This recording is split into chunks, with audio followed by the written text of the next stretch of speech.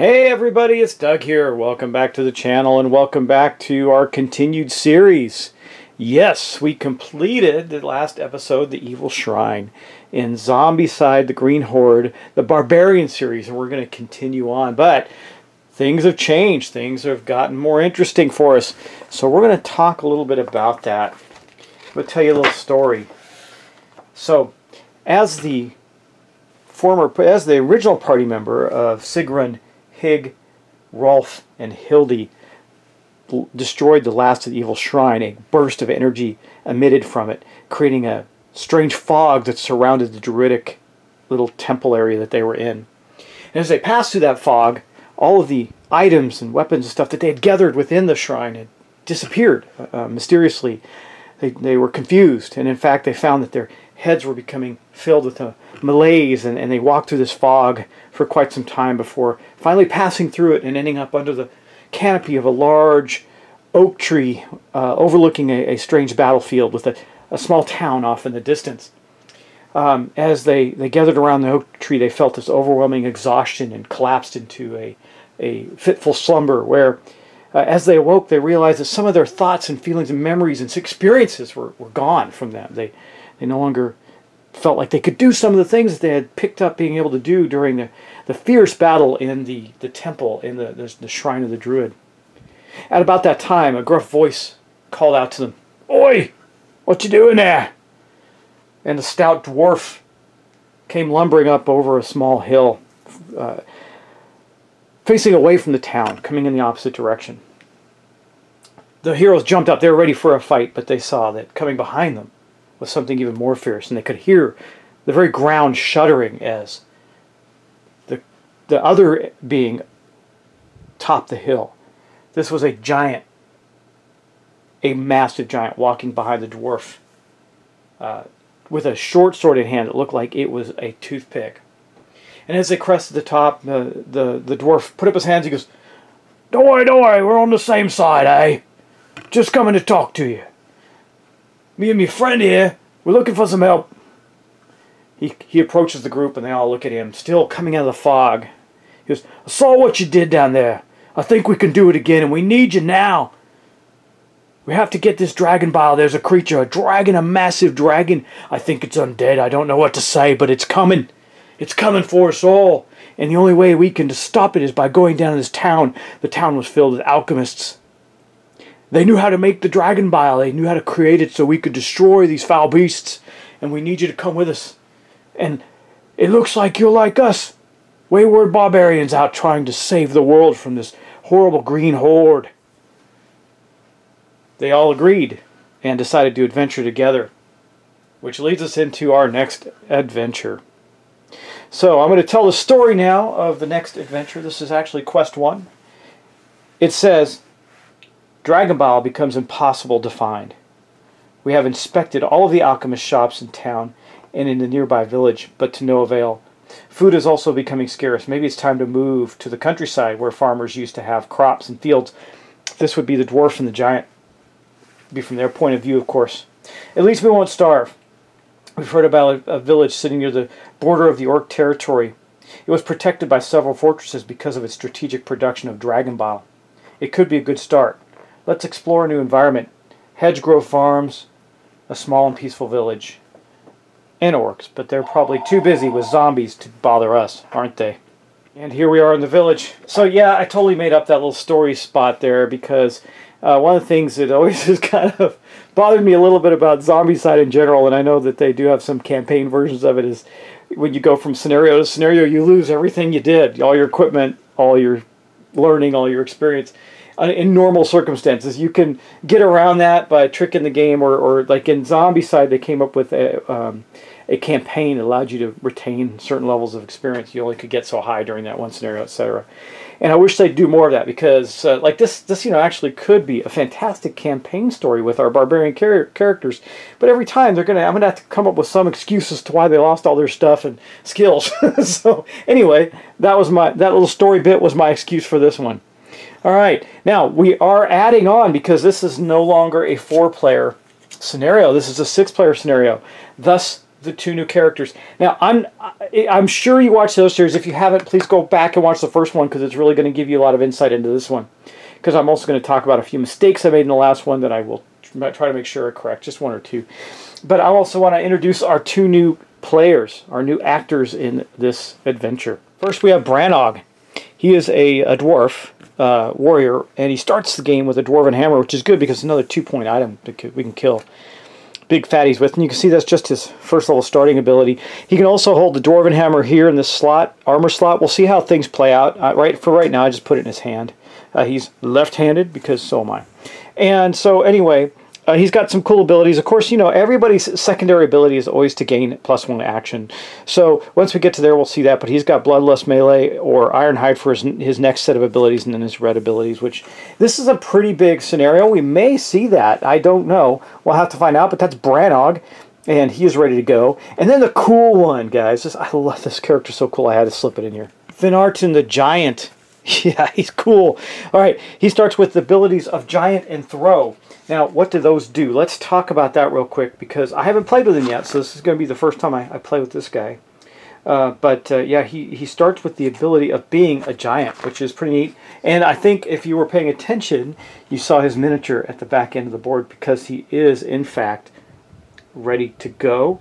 And apparently I've lost my ability to remember the alphabet. I'm trying to find giant in the skills, and I'm not. It goes from F to H. Okay, well, he's a giant. Let's see if it shows something under Throw, or maybe I have to look in the new book. Yeah, I think it's just missing in the base book, the skills. So let's take a look and see if they're in the newer book. We're going to take a look and see. Yeah, so here we go. This is Finarton the Giant. Now, there's also a zombie version of him that could come out. I did put it in the deck, but here's the deal. Giant. The survivor may trace a line of sight over buildings and hedges to zones beyond them, but not into buildings through walls or closed doors. Likewise, actors in these zones can trace lines of sight to the survivor. The survivor can use this special line of sight to perform attacks and vice versa. So actually, Finarton is pretty good for getting to the trebuchet for us, right? Because he can see the whole battlefield pretty easily, except for into buildings, which is fine because we can't shoot the trebuchet into buildings anyway. But he also has Throw. The survivor can use this skill for free once during each of their turns. Choose an actor in the same zone. Dragons and giants are excluded. The actor miniature is removed from the zone, then placed in a target zone within range of 1 to 2 of the side of the thrower. Ranged attack is then performed on the target.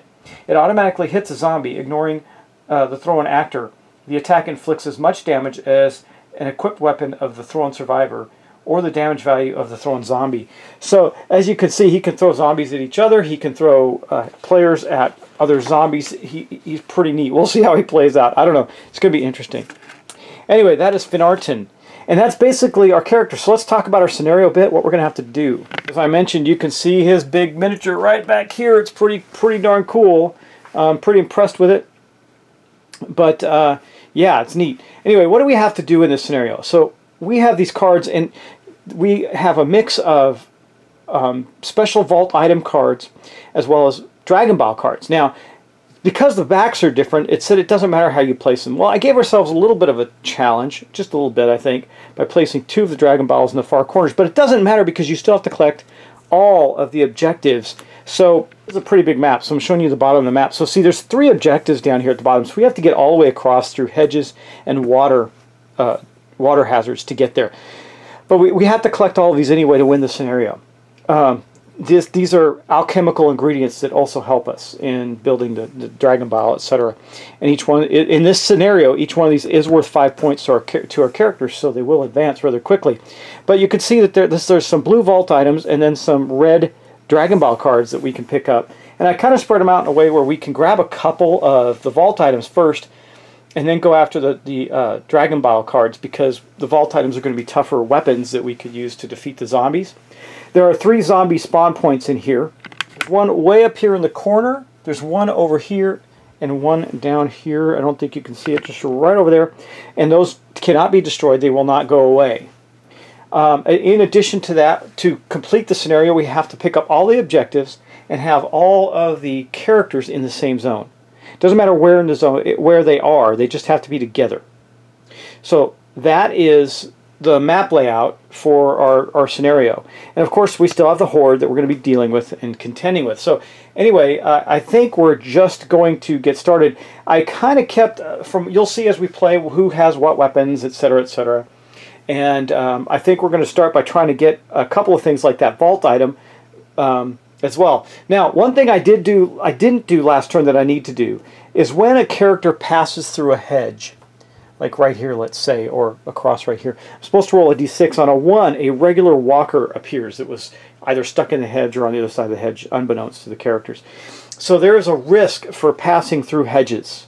They don't block you. They do, however, block line of sight and so forth. But they're not really, they don't block your movement at all. It's just that one thing where when you pass through one. So think about it, to get to that vault item, we're going to have to pass through 2. And I'm really debating on who I want to run up there first. I have a feeling it's going to be Horde to go after the vault. Well, I don't know. Maybe not, because she already has a good item with the North Sword and Shield combo. Maybe it's going to be Sigrun, who I have with the bow, or maybe Rolf, who's just got a couple of short swords. Maybe even Hig. But for the first thing we're going to do is we're going to blow that door open right there and get going. So that was one of the things I did. Also, I forgot that abominations ignore armor, so I got to be careful of that and remember that as well. Also, the trebuchet, another thing that I didn't do exactly correctly is the trebuchet. If other players have line of sight on the target of the trebuchet, they're basically acting as spotters. And instead of needing a 4 to hit, the trebuchet only needs a 3. So we got to remember that too. That's kind of one of those little ambiguous rules that, you know, the little fiddly rules that you got to remember.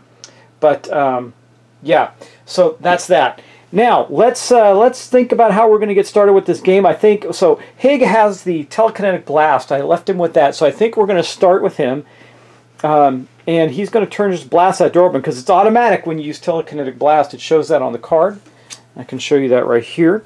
You can see that he can blow the door open automatically. There's no roll required. It does, however, make noise. I don't really care about that. All the players are together. And again, this is a big map, guys. It's 6 tiles, so there's going to be a lot of action, and this is said to take up to 90 minutes, so I expect that, you know, including this rules introduction, etc., it's going to be a little longer than that, so I can talk through the turns.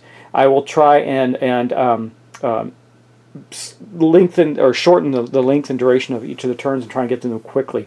All right, let's get started. We are going to do that. Hig is going to blow the door open, so we're going to start with having some zombie spawns. That's the way it goes. It's only one room, though, so I'm not too concerned about it because the other room opens up to next to a hedge and is blocked off. So it's not like we're going to have to deal with a massive amount of zombies, but it will allow us to get some stuff. So this here is Hig. He's got the green base, and I'm having to reach pretty far to get to this, so excuse me. He's going to blast the door open with his telekinetic blast. That is awesome. That happens, and we're going to put a noise marker in his space, and then we're going to spawn a zombie card. And you'll notice that the stack is thicker because I've added some more interesting creatures to it, since this is a longer and more interesting scenario. We'll put that there. I'll just give it one final cut for the game, and then we'll see what we get. Oh, well, it's an empty building. It would have been the Swamp Lurker. Let's see if you can see that in there. Yeah, the Swamp Lurker abomination, but it wasn't, so that was really good luck for us. Going to discard that.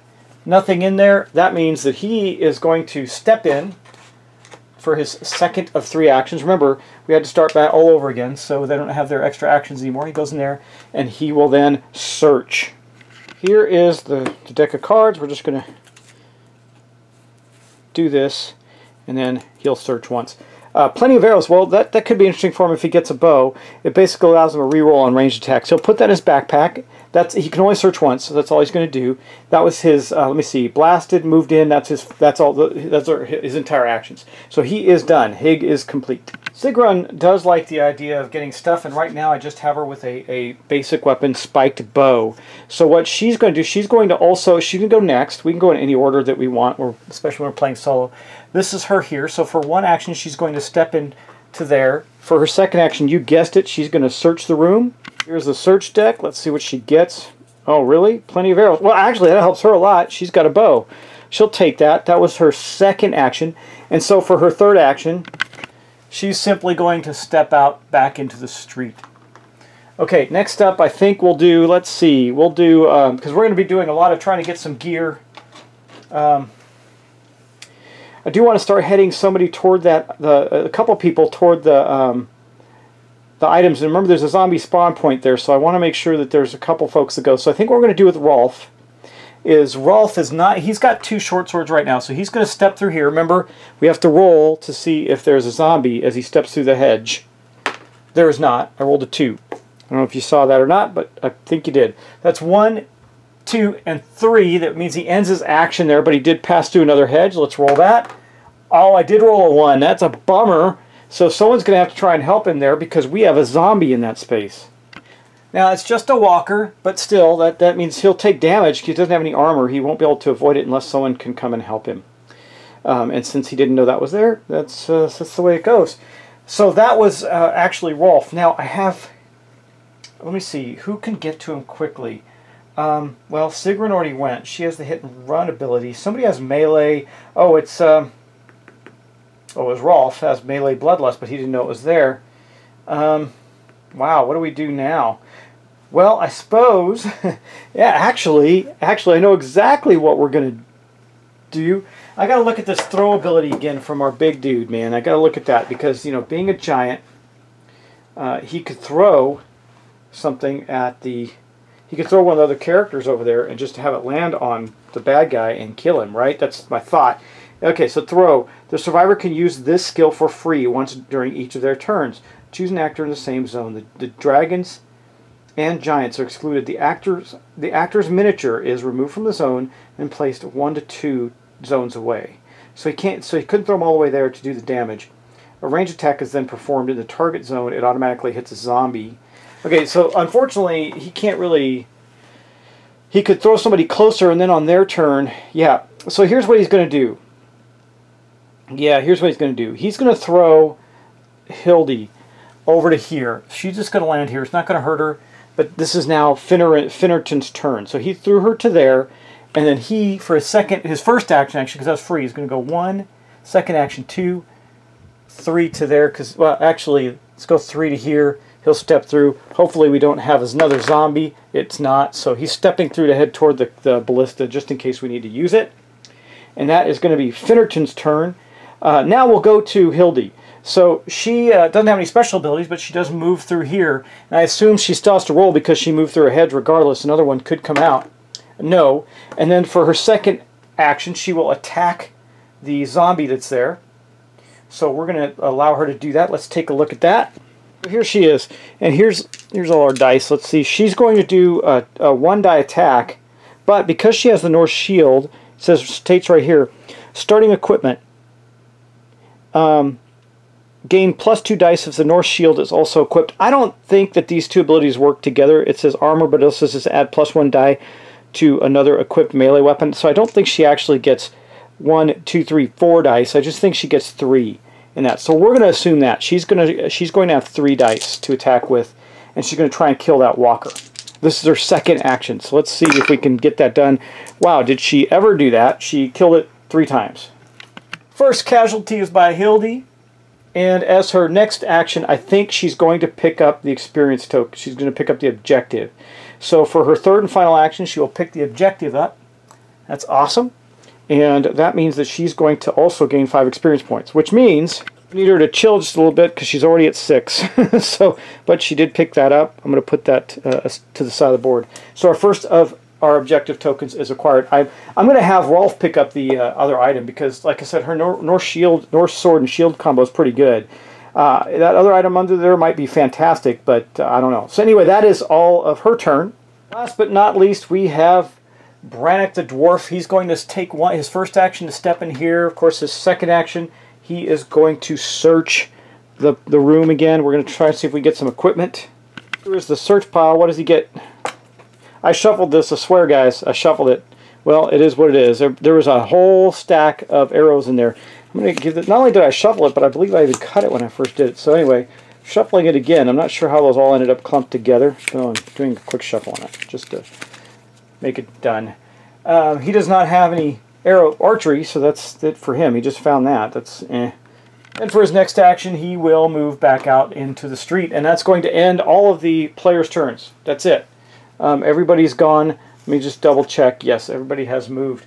Now we're going to do zombie spawns. I think we'll start way up at the top there. I'm just going to draw from the deck. You guys, I have it in this nice sword and sorcery item here from a different game. That's where I have all the cards. So I'm just going to draw from there and tell you what gets placed out. So this one's going up into the top corner here. We'll do that one first. What do we get? Enter the Horde. Well, here's some good news. All zombies contained in the Horde spawn. We don't have any zombies in the Horde. Don't spawn any more zombies. I got to remember what happens if the Horde card doesn't spawn anything. Just a sec. Well, I guess we got lucky. It doesn't end the spawning phase, but there is no spawn that turn. I'm going to give the good old Horde deck another cut. This is how we started last time, remember? It was like really weird. There was nothing spawning. Okay, next up we're going to do this one over here. So we'll do that spawn zone. Let's see if some zombies actually come out. Hey, there are! Look at that. 2 walkers are going to come out. Plus we're going to add one to the Horde. Let me grab a couple of 3 walkers actually. And we'll see, these are orc walkers. They're undead orcs that are spawning into the area. So we're going to put 2 here that have come out. They have wandered into the town to come after us. And then, ooh, bad news. 1 goes to the Horde. That means the Horde is building. Okay, and that's going to end that. Now, how do I know it goes to the Horde? Because right there at the bottom it says spawn 2 walkers and then +1 to the Horde. Okay, and then last but not least we have the bottom spawn over here. Okay, well, let's get another card out. What do we got there? Oh my god, really? It's an abomination, guys, right off the bat. And it is in blue, so that actually is going to happen. Wow, that is not the way we wanted to start this game. Good news is we got a giant at the ballista, so it's going to keep shooting at him until we kill it. But it appears there, and so our very first abomination has come out right away. The barbarians are not surprised. This is how things go for them. Here's the haunted door. It keeps opening. I don't know if you saw me close the door again, but that door keeps opening. It's like this, the same one from the last game that kept opening. I think it's just a little loose. Anyway, guys, that is going to end the entire... Now, I did skip, of course, the zombie activation phase because there weren't any zombies on the board to activate. That would happen before we drew the spawn cards, just for clarity. All right, so here we are. First turn in and done. We're getting ready to start. Things are starting to rock and roll. Zombies are starting to appear. I think this is going to be a harrowing experience for our barbarian heroes, but they have 2 new friends, and they're pretty powerful. I really dig them. Just think a giant and a dwarf hanging out together. That's pretty cool, right? Anyway, hopefully the giant does his thing. I do want him to get back to the players, but man, it was a wise move sending him to the trebuchet because of his line of sight ability. He's going to be nailing this guy. He can nail him anywhere. And it says he has line of sight anywhere except for into buildings and over hedges and everything. So he can clearly see him, which means that's going to need a 3 or less to hit. That's the way I look at it as far as the line of sight rules for the giant goes. Correct me if I'm wrong, because it's not going to happen this episode. It's going to happen next episode, because we're going to end this episode here, guys. So thanks so much for watching. I got a unanimous vote from almost everybody to keep playing this, so that's why we're doing the next scenario. And this is a beefy one. The barbarians are back. They're back, and they're getting ready to do some cool stuff. So we'll continue on. Thanks, guys. See you in the next episode. Take care.